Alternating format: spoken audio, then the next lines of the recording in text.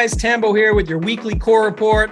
With the first week of NBA in the books, our Run Pure Sports hot streak continues. RPS has been on a roll, and NBA kicked off with some big winners. Big T hit 58,000 across both sites on opening night. New member Jeff Nugent hit for 10K. Shawnee hit for 22K. And on night 2, Eden Cohen shipped for a monster $250,000, taking down the main $888 tournament on DraftKings. On Wednesday, Locks hit for $72,000 on DraftKings, and on that same night, I hit my biggest NBA win yet, shipping for over $100,000 on FanDuel by simply using the premium content produced by our Run Pure Sports team. Glock's heat map provided me with the info I needed to build my lineup and help me ship. And it wasn't just NBA producing big winners.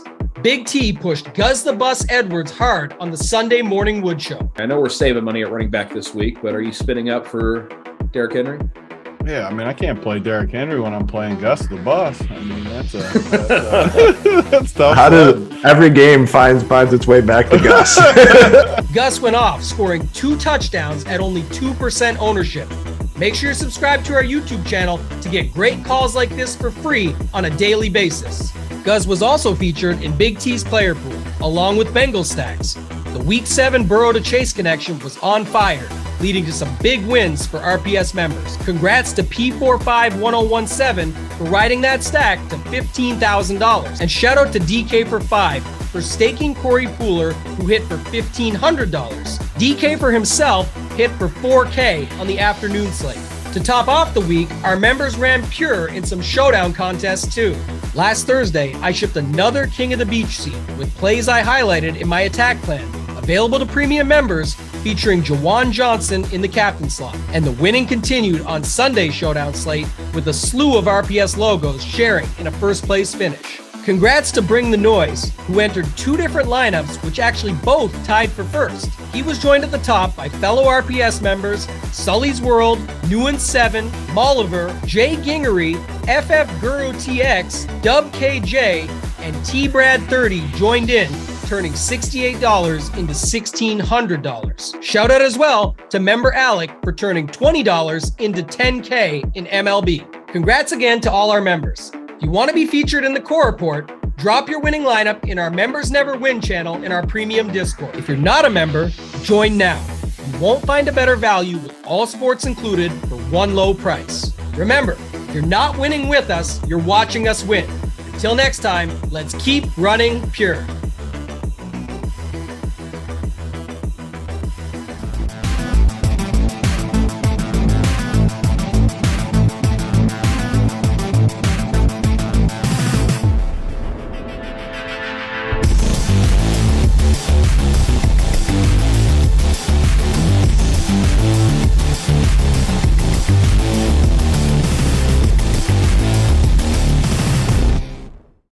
What's up, everyone? Tyler Tamboline here, aka Toe Tag and Tambo, back for another edition of the Run Pure Sports Strokes Gain Show here on the Run Pure Sports YouTube channel. If you guys haven't done so yet, hit that big red subscribe button, get subscribed. We're just about 13,000 now. Pushing for 15 is the next milestone. Hit that like button on the way in. It helps us out a ton, and we appreciate it. Bringing you all these good shows. Lots more shows to come today. Full slate. We got NBA later on. The MLB World Series game got pushed, so lots more content to come. My guy Kurt here with me. Kurt, what's going on, man? We got let me get the name right, Worldwide Technology Championship at Mayakoba. Used to be so much easier, but we'll go with that. How you doing, my friend? What's happening this fine Tuesday afternoon?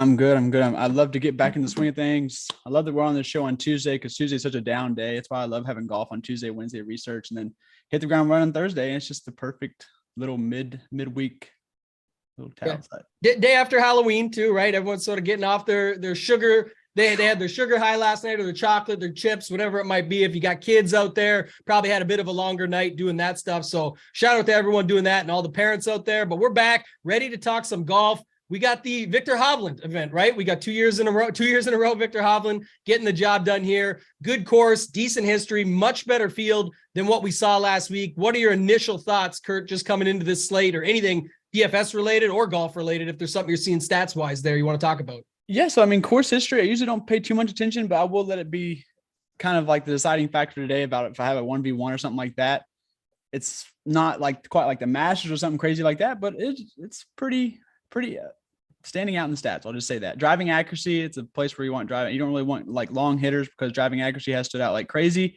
I just want to talk about how much the chalk has been hitting lately. It just continues to be the year of the chalk, which is not great for me. But last week I didn't have any 6 out of 6, but I made a profit, which was awesome. But yeah, the chalk continuing to hurt me a little bit, but I think we made some pretty great calls in the show last week. I will say that based off looking at the leaderboard. Excited to get back into it.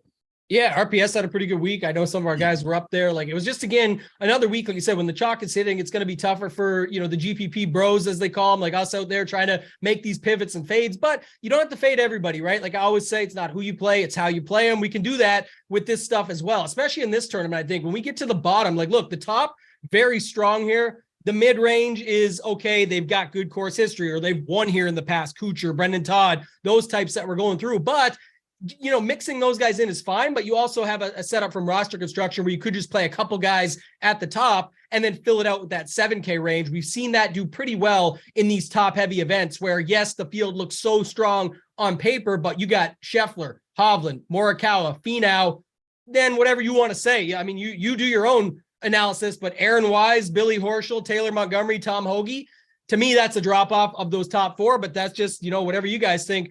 And Andrew said, is Taylor Gooch leaving Live? I actually don't know.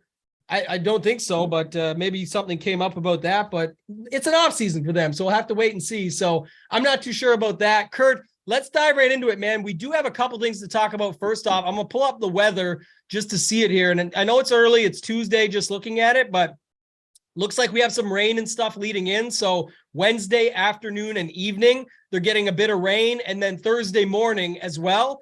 Right now, it looks like Thursday morning is a little less winds than the afternoon, but we'll have to monitor that. Friday looks pretty balanced. So keep an eye on that as you guys go throughout the week. That's something you always want to pay attention to at these types of courses. So anything else that you see, Kurt, before we dive into these tiers?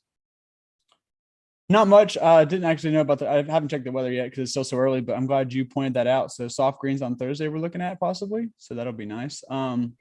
I looked at a lot of stuff for the stats for this tournament, but what's been the winning scores? I saw it. It's the first thing I looked at and I totally forgot it.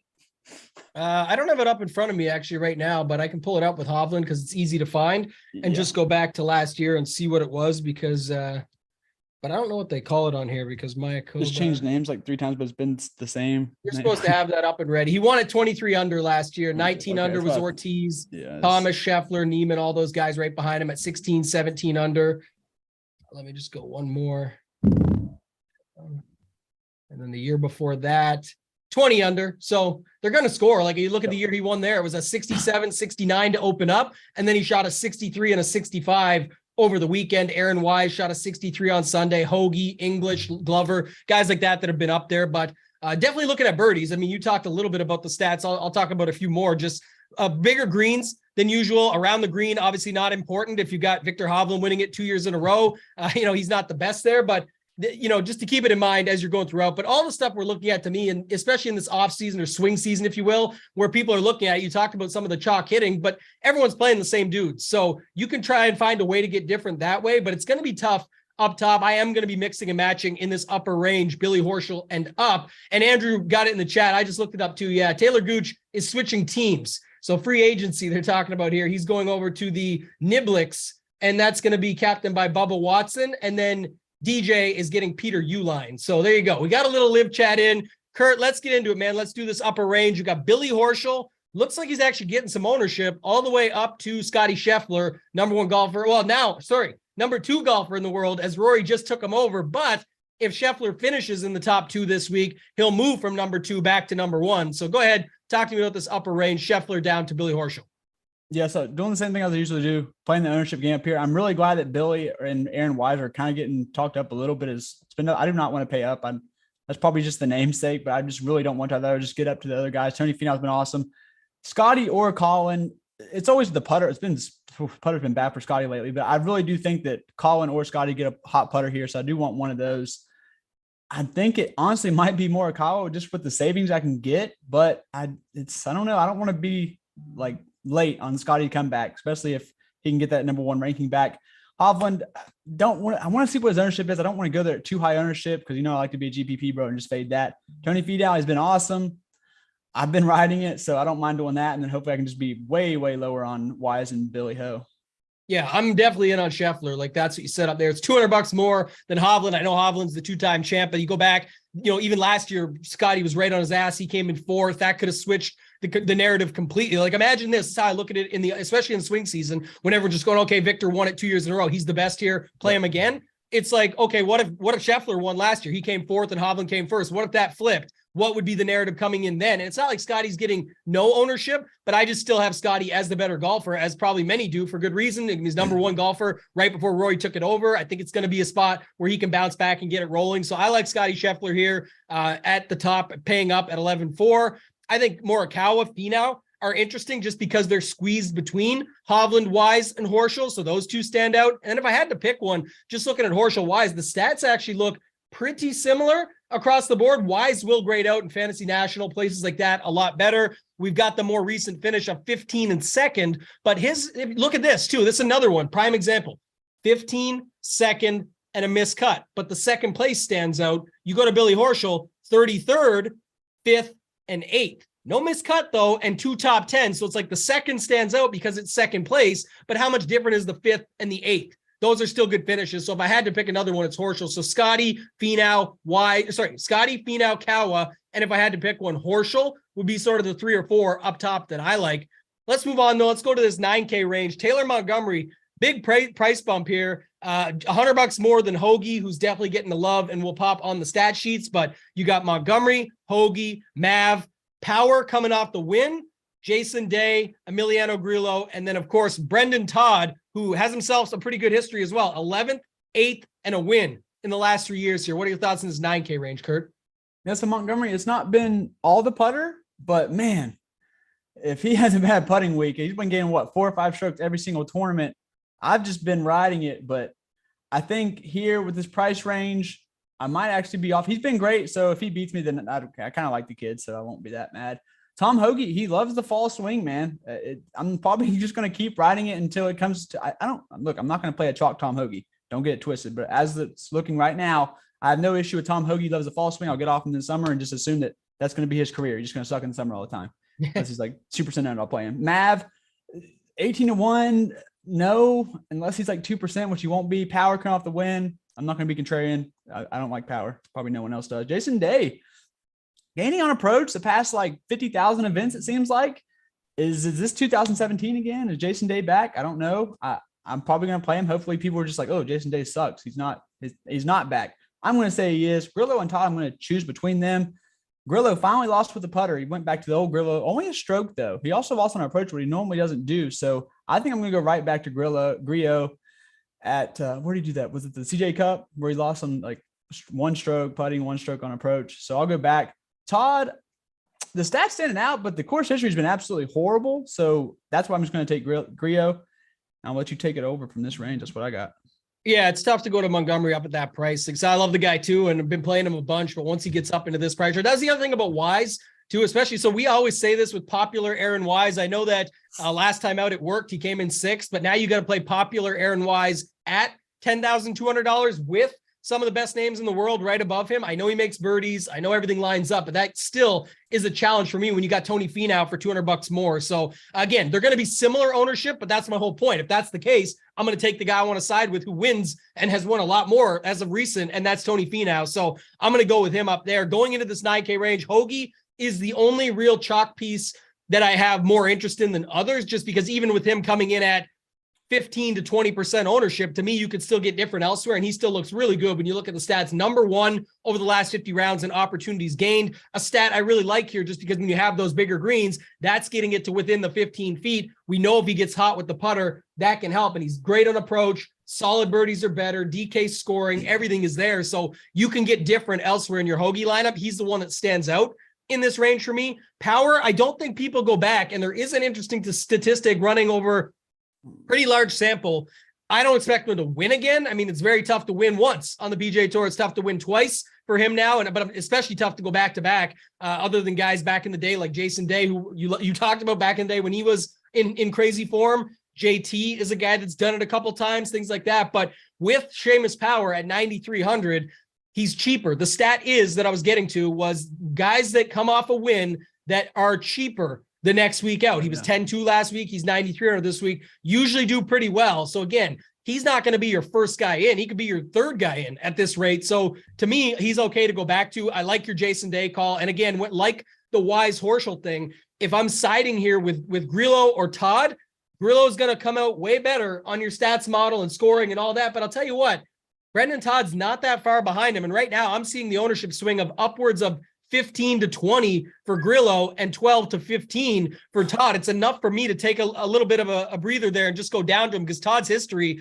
11th, 8th, and a win, coming off of a 7th and a 28th. I'm still fine with that. So I think he's interesting here at 9,000. Most don't want to pay it. If he was 8,700, I think he'd be a lot more popular just as soon as you put the 9 in front of his name and you've got those guys above him. You don't got to play everyone in here, but those are just the guys that stand out for me. Any other thoughts? If not, we can move to this 8K range. Yeah, I got it twisted. Todd's not the one with bad course history here. It's Brian Harmon. That's my mistake.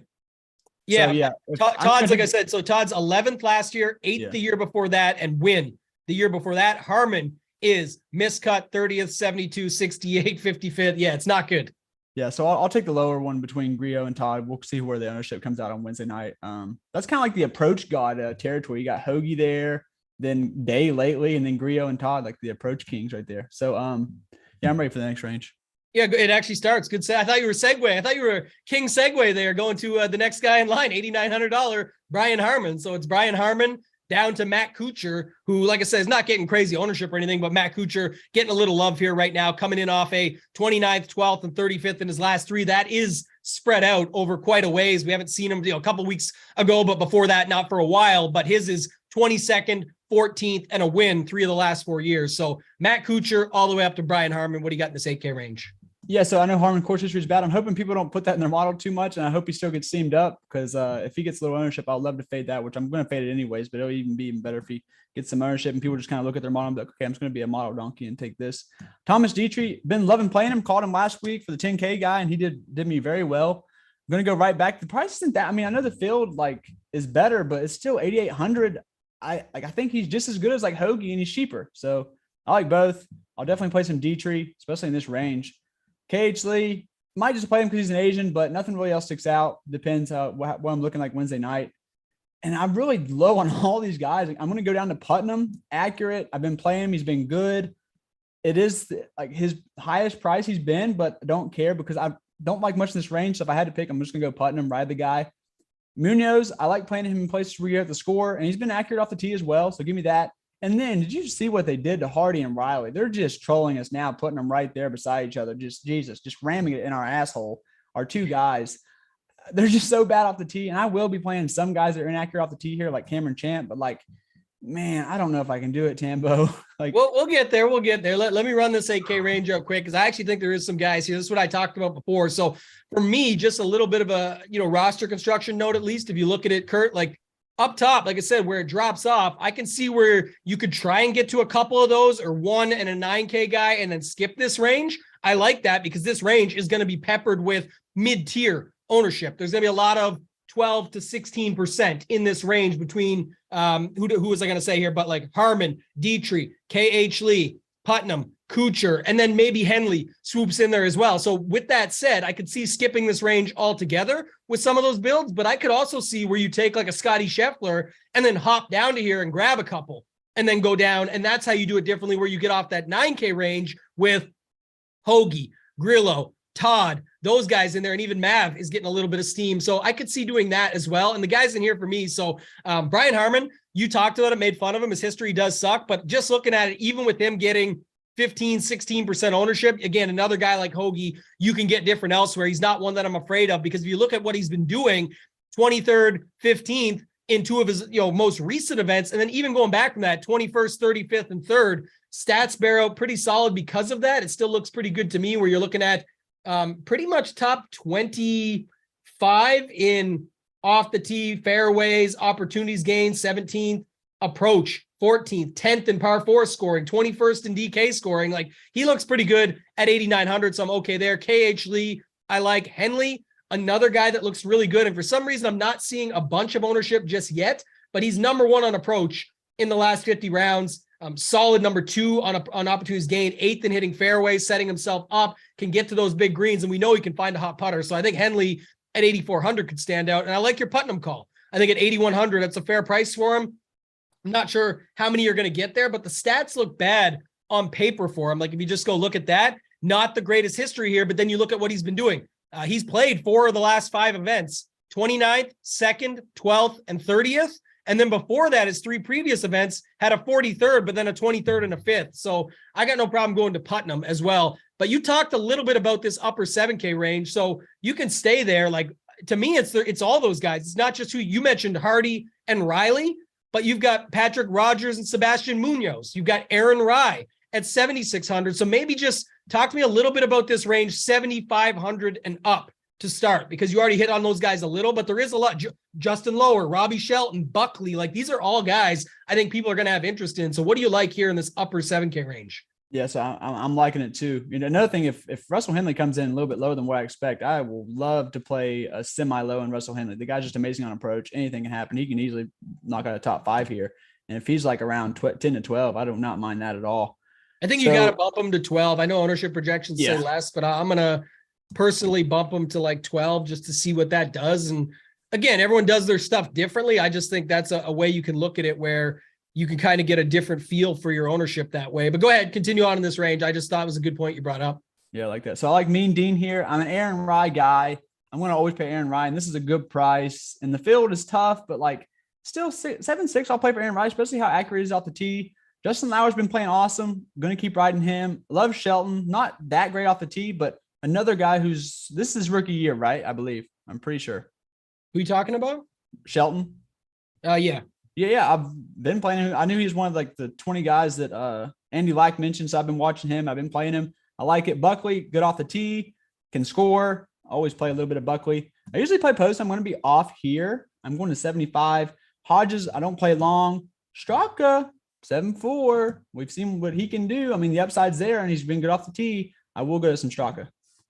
Yeah, I like this range a little bit. I know it's going to be very popular, though, because you go to the Fantasy National and just look at the model for a second. You've got Rogers, Munoz, Hardy, Riley, Rye, and then Hodges and Buckley are actually all in the top 30 in a pretty standard model, like not my specific, but just looking at what most people are looking at. That's where you're going to see all of these guys pop. Now, ownership doesn't fully reflect it, but I also think sites doing ownership right now, Kurt, are looking at this like, well, it's really hard to predict. So let's put everyone at 8 to 12 and just fit them in. There's 9%ers, there's 10%ers, but you got Rogers, Munoz, Hardy, English, Burmeister, and then Ryan Lauer are getting a little bit more. Shelton and Buckley. Buckley seems to be the one that's the most popular. And if you go look on paper, he is the best. And him and Riley are sort of the two that stand out most in this range. Stats, everything, bringing it across. But for me, Munoz, anytime we get Munoz in a birdie fest like this, the stats look good. Even if he gets 10 to 12,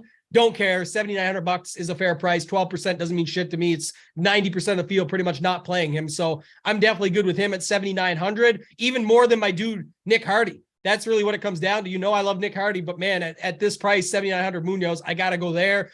Riley, I can't go away from him now. Again, it's funny. I just don't understand it. Like, he should be doing so much more. But if I got off at this point at a tournament like this, where I think it could set up okay for him, at least, I just don't want to do that. Let me pull something up here quick. So he did see it last year, but missed the cut. Form is obviously not great. 52nd, 67th, 19th. What's crazy is you look at the stats, though, they're all still there. So I'm just going to do a live deep dive while we're on here just to quickly have a glance, because he pops in everything over the last 50 rounds. But what I'm wondering is just to see, I want to look real quick here. His approach has been so solid, man. CJ Cup, almost 4 strokes on approach. Sanderson Farms, 4 on approach. The only thing is, this is something you guys have to keep in mind too when you're out there looking at these numbers and these models and stuff, is that, yeah, the last 50 rounds for Riley is also pulling in like way back, going back to when he was 13th, 4th, 13th, 9th, 5th, that huge run back in May and June. So keep that in mind. That does pull away a little bit when you're looking at these models. But for me, I've been on the guy, so I'm just not going to go away from him because of that, just because of the price. So 7,800, I won't have a bunch of them. I like Aaron Rye and Sebastian Munoz much more. The other guy I like is JT Poston. He's one that doesn't pop quite as much. It looks like Buckley is going to be the guy people go to here. He may come in at like 1/3 of his ownership. So I really like this for a pivot here. Not as good on hitting fairways and opportunities gained and all that. But if you look at approach, DK points, birdies, par 4 scoring, all of those stat categories that I like, he actually beats them quite a bit. So I like JT Poston here at that price. And that's probably it for me in this range, man. I don't love it otherwise. Poston's course history, by the way, off the miscut last year, but the 4 events he played before it, 41st, 21st, 14th, and 35th. So don't hate that at all at his price point. I think that's pretty interesting versus Buckley. Great form, 5th, 20th, and 19th. Never seen the course, first time playing it. So keep that in mind when you're looking at it. As of right now, it looks like at least 1/3 the ownership for a guy like Poston. Let's do the rest of the 7K range. Kurt, what do you got? You talked already about Straka. So down from there to Smotherman and the boys down at 7,000 even. What do you got in this next lower range? Yeah, so I'm surprised Poston's so bad in opportunities game, because if you tell me like the event's been having some 20 and under winners, like I want to play Poston, even though the driving accuracy scares me. So I think you talked me into a little bit of Riley and Poston, because Poston's been so freaking good to me at these events where you have to score. I was like so overweight on his win last year in his little mini run. So I think I'm back in a little bit under, but I'll still have some. So under here, I don't like much. Don't like playing Hubbard. I'm glad I didn't last week. He was trash can. No, Champ, terrible off the tee, but I have a Champ problem. This is probably not a good layout for him, but I do not care. I just feel like the upside's there every week. JJ Spawn been good off the tee, can score. I like playing him. Will go back. Chris Kirk feels like a condom play, but good off the tee, 7,200.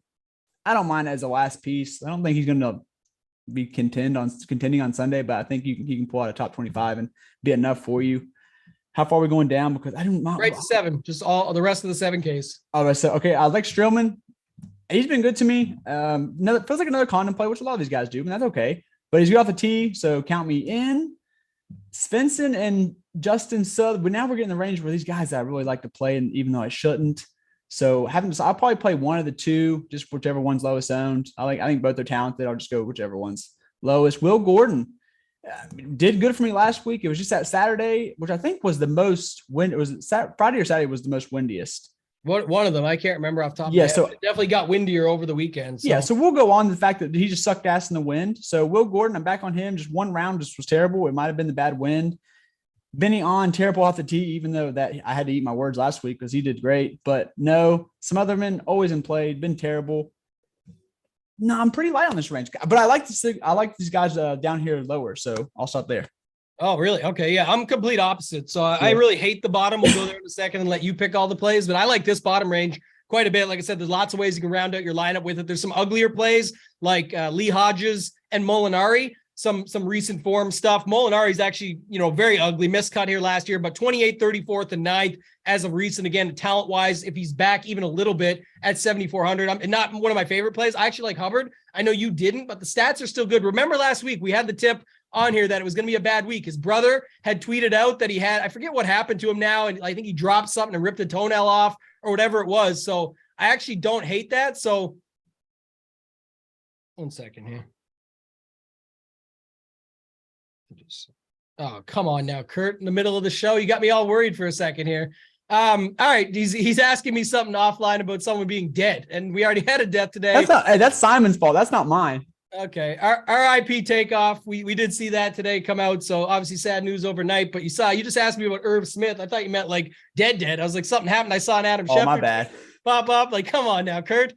Anyway, we're back on track here. Hubbard, I like going back to on the stats. JJ Spawn, don't even care if he gets ownership. Looks incredible at that price. Same with Joel Damon. He's a good guy in there. Chris Kirk and Streelman, I was with you on. I can add one more condom play in Russell Knox. I think he's interesting. And then one other guy, S.H. Kim, been bad the last couple, but I will say this. If you believe his talent is better than what the numbers and the stats and all that show, at 7,200, he's a fair price down here. So I don't hate that. Who else here? Let me see.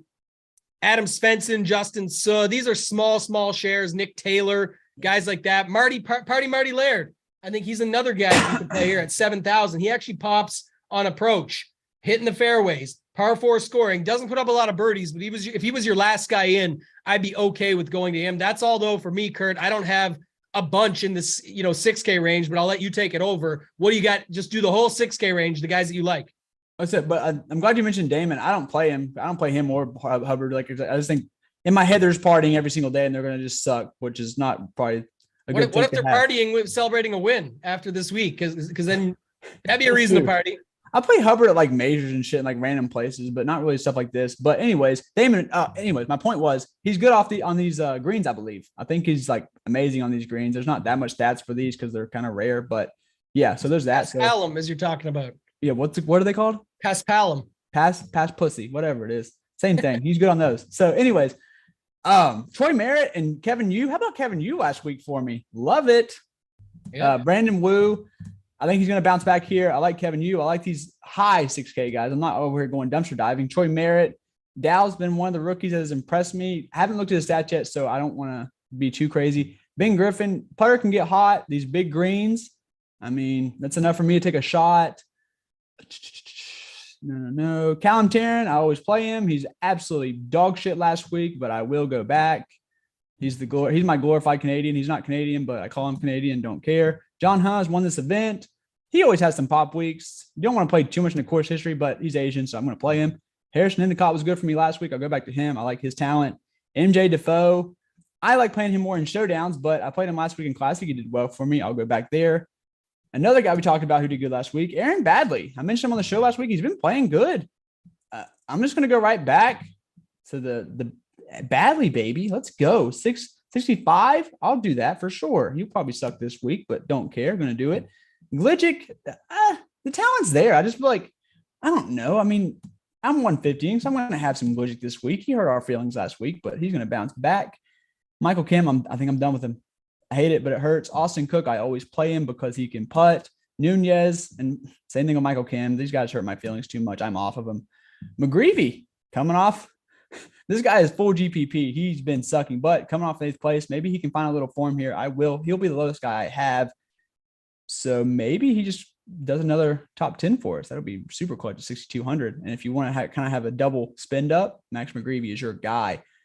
T-Dunk 6,500 is the last guy I'll have mentioned here, and that's why I like this bottom range. I feel like a lot of guys, some of these guys have actual pretty decent ceilings, to be honest. And you don't like none of these cats? I like a few, I guess, going through it, but I've got some upside plays and I've got some more condom plays where I'm not playing like Streelman and one of these guys. I don't want to double condom it up, but if you look at it like some of the upside guys, Troy Merritt, David Lipsky, I can go to those guys. Doug Gim, take your shots. Tyler Duncan, who you mentioned, sort of those ones would stand out, and then some other guys would be Lucas Glover, who else? Ches Reavy, Ryan Armour. These are the condom plays. Paul Haley, and one more. Ryan Armour, I said. Nate Lashley. Those are the other. And then the last guy I got at 6,300, course history, course fit, what makes the cut every year, is a winner here 5 years back. Patton Kazire is the other guy. And my guy Alex comes in the chat. You guys, I missed the first part of the chat. It was that Hawkinson got traded to the Vikings. Therefore, what do you mean is Irv dead? Well, why would they be trading for Hawkinson? Yeah. Why is that? Insert, Windhorst. I got it. So we're good now. We solved the problem.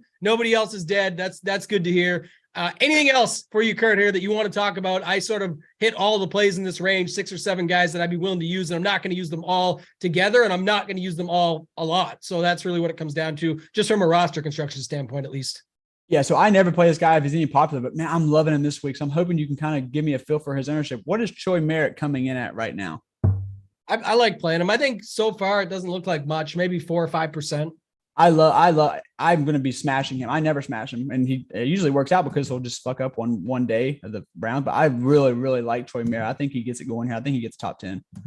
Yeah, 15th and 40th the last 2 years here. Not the best form recently, but again, don't really care when you're paying 6,900. You're playing for that upside. Get us the made cut, make value over the weekend with scoring opportunities. And again, keep an eye on that weather, right? That's going to be a factor too. If it does matter, could be a setup where guys get early. Maybe if it ends up being like AM, PM, that is better. They could get softer greens on the AM and better wins on the Friday. It'd be like a win-win. It might be a whole wave advantage. So something to keep an eye on moving into before you're building your lineup sort of Wednesday evening, moving into that Thursday start time. So I think it's going to be a good week, man. Like I said, we got a good field, a better field, that's for sure, than what we've seen lately. All the times we've had events like this season, even before NFL started, like go back to like the RBC Canadian Open where it was really top heavy, but no one below. We've got some really good Sunday finishes just from a viewing perspective, which usually equates, if you built your lineups accordingly, to some potential sweats. So hopefully you get those guys right down low, and hopefully the show helped you guys with getting those. But I think in general, it's going to be a good event to watch on Sunday down the stretch.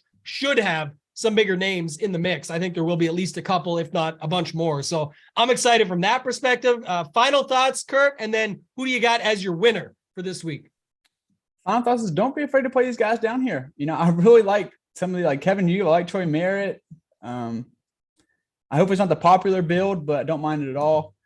Winner, I'm going to go. I don't want to pick a favorite. I'm going to go down here. I'm going to go freaking Dietrich. I'm going to go Dietrich. I think he's playing well. I think he shows up with the big dogs. Final thoughts. Wait, you're not going to do the outro after this, are you? Because I got a couple things to cover. If you got a couple more thoughts, give them now. Yeah, because I'm going to pick my winner in a second, and then we'll get out of here. All right, so I'll let you pick the winner. This is non-golf related. Go ahead. All right, so tonight we got Maction back. I'm going to do a Spaces. So it's going to be before the NBA lock. So if y'all want to play some college football tonight, we will have a Spaces on Twitter at Curtain Call. Follow me, check it out, and then you can go do your NBA stuff right after that. I like it. Yeah, it's good to know that you got your Twitter handle out there at Curtain Call, like you said. So check out Kurt on Twitter. Get into that. He does pick winners. He sent me them over text, and I sort of put them together and pick some stuff off the playbook over at Run Pure Sports. If you guys aren't a member yet and signed up, now is the time to do so. Like I said, we've got NBA in full force. We've got NFL in full force. Golf is still rolling through as we move on. Got MMA, NASCAR, F1, college, all these different sports that are going on. So check us out, runpuresports.com. Get in, sign up for your first month, get into the Discord, get involved. It's a great active Discord where everybody's trying just to learn from each other, get better, pick winners. What's more fun than that, right? So my winner for this week is going to be pretty boring, but it's going to be the guy up top, Scotty Scheffler, reclaims number one. If I was going with a long shot, I like, and he's not even a long shot. The long shots down the board would be someone like like a Grayson Sig or something like that. But the other guy I think that could challenge the top, like you said, and especially if we see lower ownership, I'm going to love him in DFS, is Russell Henley. I just think with that approach game and the ability to get hot, he's had some close calls over the last year where he's been in the mix a little bit and it just doesn't come through. So I could see it here. That'd be another guy that I would pick, but I think Scotty just gets the job done. He's the favorite. I don't care, but I'm just saying, I think he's going to be good here. It's going to be a good spot. Finau up top, some of the more popular ones that I like. That's going to do it for this week though, guys. For myself, at Toe Tag and Tambo, you can follow me there. For Kurt, for Simon behind the scenes, I'm Tambo. Simon, get us out of here, man.